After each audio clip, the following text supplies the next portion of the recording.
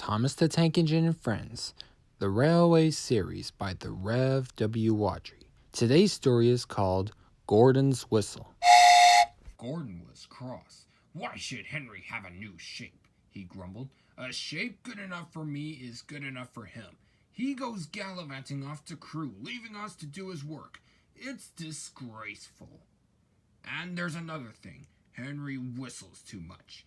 No respectable engine ever whistles loudly at stations. It isn't wrong," said Gordon, "but we just don't do it." Poor Henry didn't feel happy anymore. "Never mind," whispered Percy. "I'm glad you're home again. I like your whistling." "Goodbye, Henry," called Gordon next morning as he left the shed. "We are glad to have you with us again, but be sure to remember what I said about whistling." Later on, Henry took a slow train and presently stopped at Edward's station. "Hello, Henry," said Edward. "You look splendid. I was pleased to hear your happy whistle yesterday." "Thank you, Edward," smiled Henry. "Shh, shh. Can you hear something?" Edward listened. Far away, but getting louder and louder, was the sound of an engine's whistle. "It sounds like Gordon," said Edward, "and it ought to be Gordon. But Gordon never whistles like that."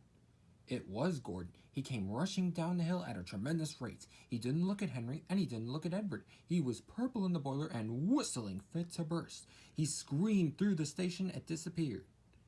"Well," said Edward, looking at Henry.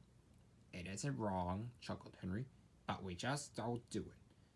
And he told Edward what Gordon had said. Meanwhile, Gordon screeched along the line. People came out of their houses, air raid sirens started, 5 firefighters got ready to go out, horses upset their carts, and old ladies dropped their packages. At the big station, the noise was awful. Porters and passengers covered their ears. Sir Topham Hatt covered his ears, too. He gave a lot of orders, but no one could hear them, and Gordon went on whistling. At last, he clambered into Gordon's cab.